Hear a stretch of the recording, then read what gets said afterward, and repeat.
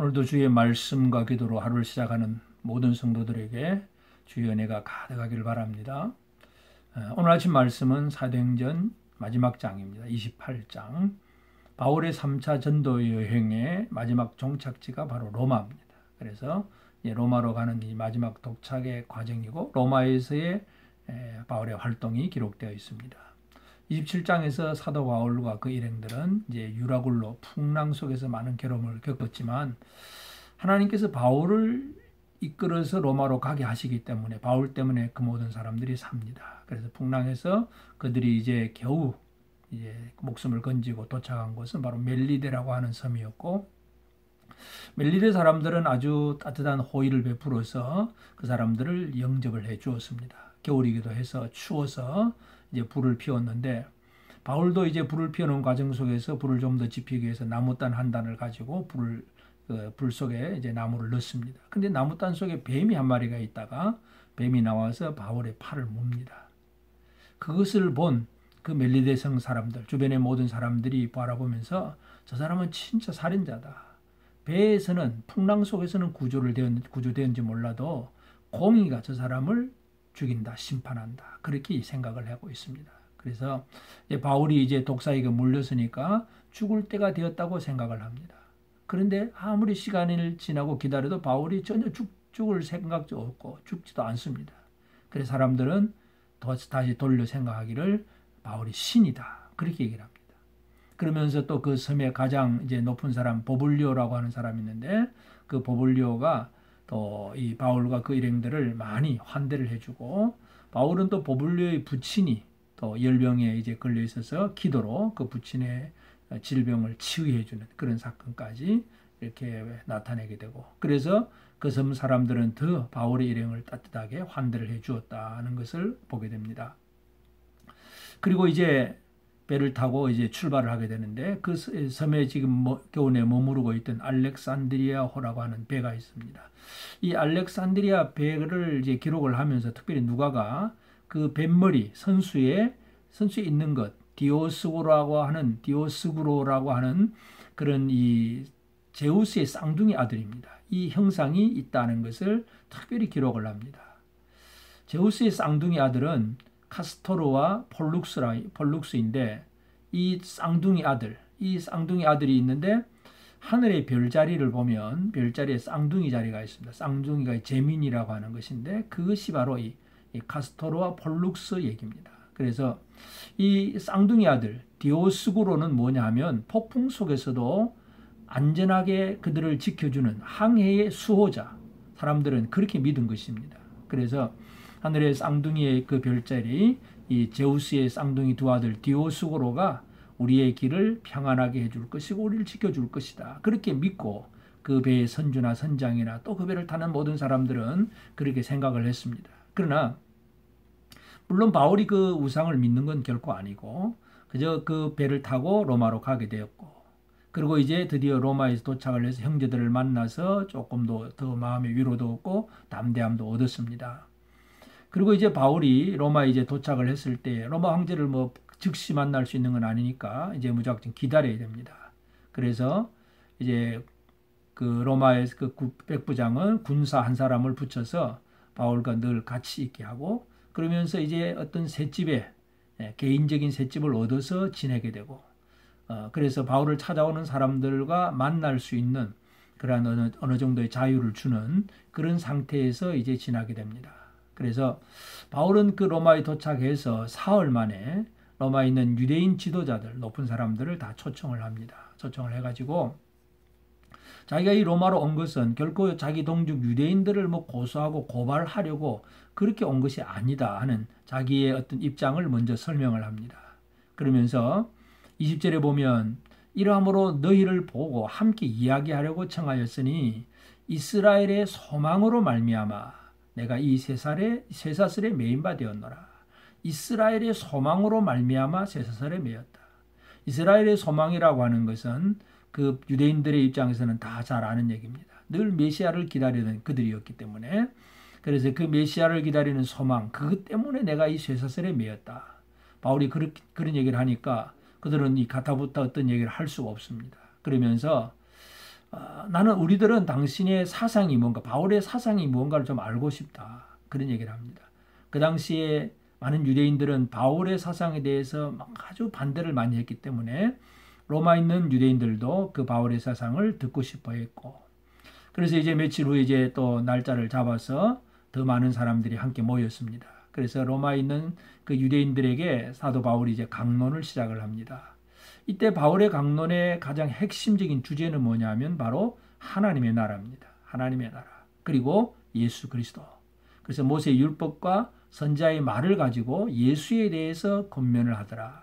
그래서 바울은 유대인들에게 가장 강조하는 것은 우리가 이 세상의 제국을 어떻게 세워야 되느냐, 그 얘기가 아니었습니다. 로마 제국 하에서 유대 민족, 유대 나라를 어떻게 새롭게 해야 되냐, 그 얘기도 아니었고, 하나님의 나라, 그리고 그 하나님의 나라를 이루는 핵심적인 열쇠는 뭐냐, 바로 예수 그리스도, 이 얘기를 합니다.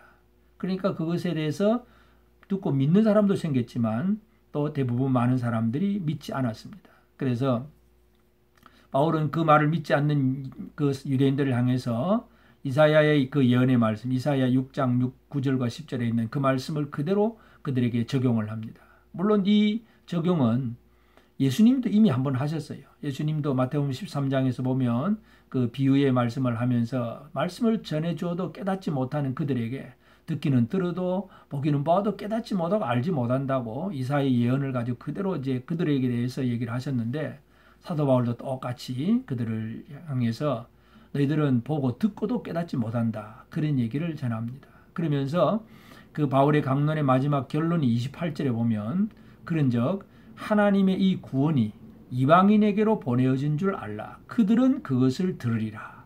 그들은 그것을 들으리라. 이방인들은 복음을 들으리라. 근데 너희들은 못 듣는다. 바울은 그 얘기를 합니다.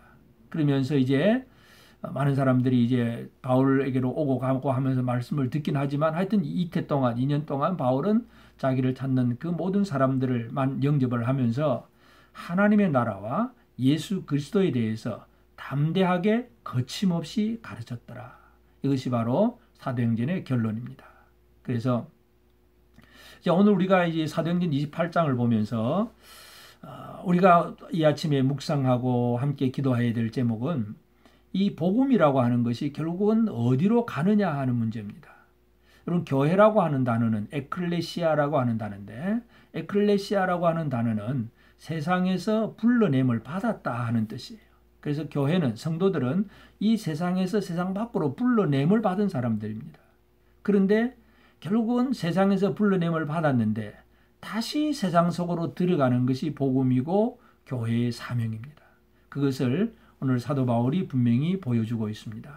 그래서 세상 속으로 들어가는 것, 이 일들을 우리가 어떻게 감당할 것인가, 오늘 우리가 이 사실들을 다시 한번 생각하면서 기도해야 되겠습니다. 세상 속으로 들어가는 데 있어서 첫 번째 우리가 기억해야 될 것은 특별히 이제 그 사도행전 마지막 장에서 그 멜리데 스мет의 어떤 표적 하나가 기록되어 있습니다. 바로 독사에게 물린 바울이, 사람들은 죽을 줄 알았는데 죽지 아니하고 오히려 독사를 불에 던져버리고 그리고 전혀 해를 당하지 않았다는 것. 이건 사도 바울 자신에게 있어서도 담대함이 되겠고 또 많은 사람들에게 참 놀라운 그러한 사건이 되는데, 바로 독사, 바로 이것은 이 세상을 지배하고 있는 사탄의 상징입니다.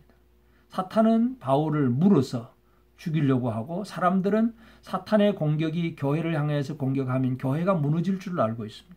그런데 분명한 것은 아무리 사탄이 공격을 하고 참소를 해도 교회는 무너지지 않습니다. 이 사건을 바로 제일 마지막 장에 이렇게 표적으로 기록을 해놓고 있습니다. 그러면서 그러한 이제 무너지지 않기 때문에 사도 바울과 그 일행들은 더 담대함을 가질 수 있게 되고, 그러면서 이제 세상 속으로 들어갑니다. 물론 이제 들어가는 과정 속에서 들어가는 방법은 이 디오스고로 형상이 있는 배를 타고 들어가는 길입니다. 그것은 이 세상의 시스템, 세상을 이용하면서 살아가는 그런 삶의 지혜와 방법을 얘기합니다. 복음을 전한다고 해서 물질적으로 눈앞에 보이는 모든 우상을 막 도끼로 찍어 부수는 그런 행동을 하는 것은 아닙니다. 물론 구약에서는 그런 우상들을 완전히 부숴버리는 기도원과 같이 그렇게 부숴버리는 그런 일들을 진행을 했는데, 사도 바울의 진행을 보면 어떤 뭔가 이 물질적으로 또 어떤 이 힘으로 그렇게 그 우상들을 부수는 그런 일을 하는 것은 결코 아니었습니다. 복음으로 들어갑니다. 그래서 세상 시스템 밖으로 나가는 것도 아니고, 세상에서 우리는 도피해서 우리는 세상과 구별되어서 우리끼리만 거룩하게 살래 이런 것도 아니고, 세상 속에 살면서 그 세상을 변화시키고자 하는 것, 이것이 복음입니다. 사도 바울은 그래서 디오스구로 그 형상이 있는 배를 타고 이제 로마로 가는 것이고, 로마 자체가 정치와 경제와 또 모든 그 당시에 가장 중요한 것들이 다 모여 있는 도시가 바로 로마입니다. 세상의 핵심이라고 할 수 있겠는데, 그 세상의 핵심의 자리로 사도 바울이 들어갑니다. 들어가서 바울이 선포하는 내용이 뭐냐 하면 하나님의 나라입니다. 하나님의 나라.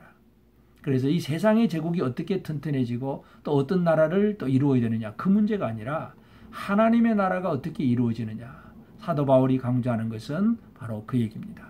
그래서 그 하나님 나라를 세우기 위해서 제일 중요한 것은 바로 예수 그리스도라는 것. 다른 방법이 없습니다. 예수 그리스도. 그 이름의 권세로 하나님의 나라가 세워지는 것.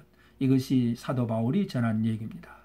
우리는 이 세상 속으로 들어가는 사도 바울의 모습을 보면서 오늘 이 아침 우리가 함께 기도하고 묵상해야 될 그러한 제목은, 나는 세상에 살고 있지만 세상 속으로 들어가서 어떤 이 좋은 믿음의 영향력, 복음의 영향력을 끼치고 있는 그런 삶을 사느냐, 이 아침에 우리가 이 사실을 한번 살펴보게 되기를 바랍니다. 우리는 이 세상이 우리에게 가져다주는 여러 가지 힘들고 어려운 문제 때문에 우리가 잘 준비되어 있지 않으면 우리가 오히려 두려워하고 절망 속에 빠질 수가 있습니다. 독사가 내 팔을 물었다. 그러면 이제는 죽었구나. 이제는 이 독사의 독에 내가 죽는구나. 이렇게 낙심할 수도 있습니다. 그러나 분명한 것은 하나님은 주의 백성들을 세상 속으로 보내면서 세상이 결코 그들을 참수한다고 할지라도 해치지 못한다는 사실을 분명하게 우리에게 말씀하고 있습니다. 오히려 우리는 세상에 들어가서 세상을 변화시키고 이 세상 속에 하나님의 나라를 이루는 그 일들을 우리가 이루어가야 됩니다. 그래서 우리의 삶에 처해 있는 모든 환경들, 우리 이웃 사람들, 직장의 동료들, 또 우리 학생들의 그 학교 친구들, 모든 우리 이웃들에게, 우리 청년들이 모든 사람들과의 만남 속에서 내가 얼마나 하나님 나라를 세우는 일에 제대로 쓰임받고 있는가, 세상 속으로 들어가서 하나님의 나라를 제대로 이루고 있는가, 우리가 이 부분을 다시 한번 기억하면서 하나님께서 오늘 이 시대에 우리에게 주신 사명이 무엇인지 한번 생각해 보게 되기를 바랍니다. 세상은 우리에게 두려움을 주고 우리에게 힘들고 어렵고 또 외롭고 고통스러운 그런 것들을 자꾸 가져다 주어서 우리가 두려워하게 하고 낙심하게 합니다. 그러나 오히려 우리는 이 세상 속에서 하나님의 나라를 세우는 일에 쓰임받고 있다는 사실에 대해서 담대함을 가집시다.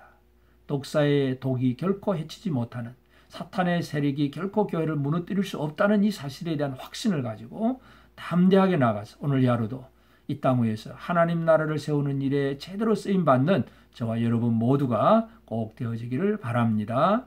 함께 기도하겠습니다. 하나님 아버지, 크신 은혜를 감사하고 감사합니다. 참으로 이 세상, 타락한 세상, 죄와 사망의 권세가 있는 세상에서 우리를 불러내셔서 하나님의 아들로 삼으시고 교회로 삼으셨고, 이제는 이 예수 그리스도의 몸된 교회가 되어서 세상 속으로 들어가서 세상에서 하나님 나라를 이루는 하나님의 사명을 감당하게 하신 것을 감사합니다. 하오나 우리가 우리 자신들의 처지와 형편을 잘 모를 때가 있습니다. 우리가 세상과 상관없이 그냥 나 혼자만 복받고 살려고 애를 쓸 때가 있었음을 고백합니다. 세상 속으로 들어가서 해야 될 일을 잊어버릴 때가 있습니다. 또는 이 세상이 주는 여러 가지 힘들고 어려운 문제 때문에 두려워하거나 낙심하고 주저하고 아무것도 하지 못할 때도 있습니다. 주여, 우리의 잘못들을 용서하옵소서. 우리에게 지혜를 다하여 주옵소서. 우리에게 담대함을 다하여 주옵소서. 하나님 아버지, 우리가 세상의 시스템을 이용하면서 이 세상 속에 들어가 살면서 복음의 역사를 이룰 수 있는 저들이 되기를 원합니다. 성도들 한 사람 한 사람이 모든 처해 있는 상황 속에서 오직 하나님의 나라를 이룰 수 있게 하옵소서. 예수 그리스도 십자가의 복음을 선포하고 증거함을 통해서 많은 사람들 속에, 그 심령들 속에 하나님의 나라를 이룰 수 있는 우리 모두가 되게 하여 주옵소서. 오늘 이 하루도 주의 은혜 가운데 살기를 원합니다. 우리 나라와 이 백성들, 이 민족을 불쌍히 여기시옵소서. 전 세계적으로 이 코로나로 인해서 두려움이 가득합니다. 하나님, 이 두려움이 가득한 사람들 속에 오직 십자가의 복음, 부활의 복음만이 그들에게 정당한 제대로 된 복음임을, 해답임을 저들이 다시 한번 깨닫습니다. 이 답을 제대로 줄 수 있는 저들 되게 하여 주옵소서. 우리 온 성도들의 삶 속에 놀라운 하나님의 은총 더하여 주시옵소서. 감사하옵고 예수님의 이름으로 기도드리옵나이다. 아멘.